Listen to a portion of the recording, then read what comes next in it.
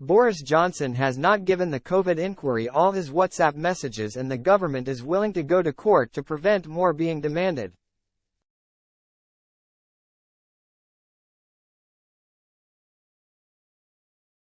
The issue has now become a point of principle. Despite suggesting he has handed over all his WhatsApp messages for the COVID inquiry chaired by Baroness Hallett, it emerged today that Boris Johnson had not, but has, rather, given most of them.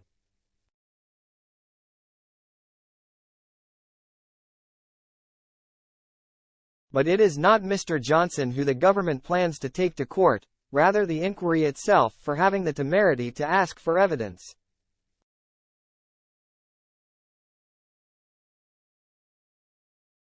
This is perhaps a surprise to some. After all, one thing which has been clear over the 12 months is the government machine has gone out of its way to humiliate and denigrate Boris Johnson, even when he was in charge as Prime Minister.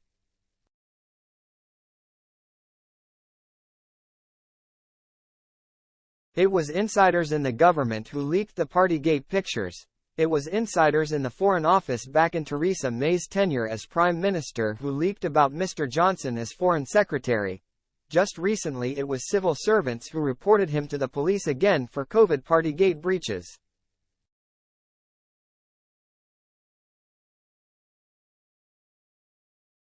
The Whitehall blob and the Rishi Sunak government has not exactly ever sought to protect Mr. Johnson and apparently done all it can to damage him.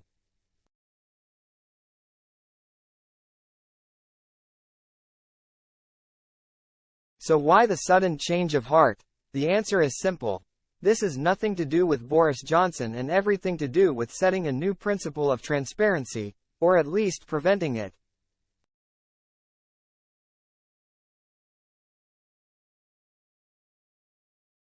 For some years now, WhatsApp messaging has become the preferred option of MPs and ministers, especially in the Conservative Party, to discuss issues and keep things secret.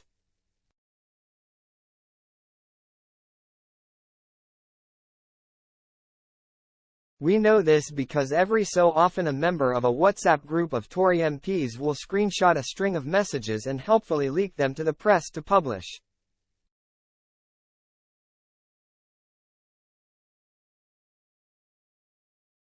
WhatsApp is preferred because it is encrypted and much safer from hacking. Messages can be deleted and, until now, it has been apparently outside the remit of inquiries and freedom of information requests.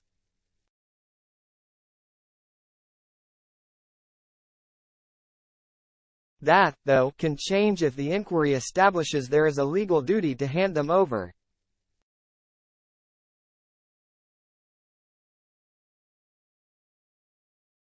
There will be a concern among ministers, not just Mr. Johnson, that flippant remarks and jokes or confused statements made with harmless intent could be blown out of proportion.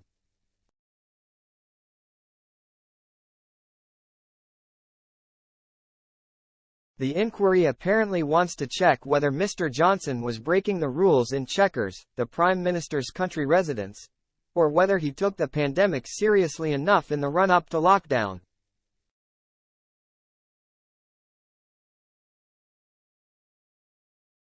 Fears are growing it could get distracted on tittle-tattle, as could those sifting through the messages.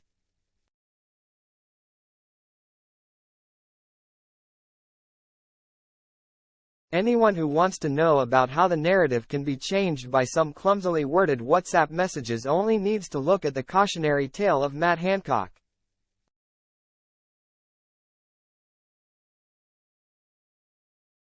He inexplicably handed over his messages to journalist Isabel Oakeshott, who published them and destroyed his reputation probably permanently.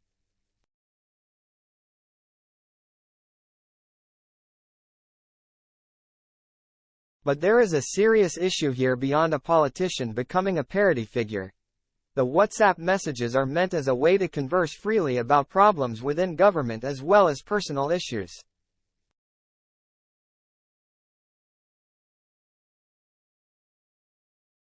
It gives people space to make mistakes and suggestions privately as well to give, and receive, advice.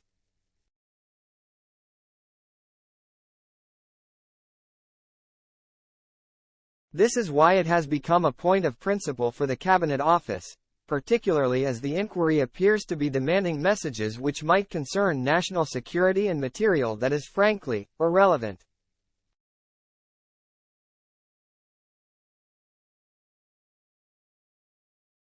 If there's a presumption such messages should always be made available, it will have a detrimental impact on the working of government and will stifle it.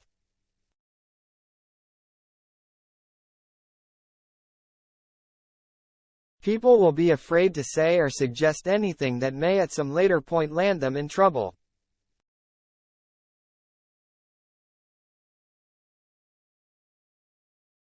While we all want to get to the bottom of what happened with COVID and what lessons are to be learnt, it might be unwise to bring the working of government to a grinding halt by pursuing every jot and tittle of conversation from that time.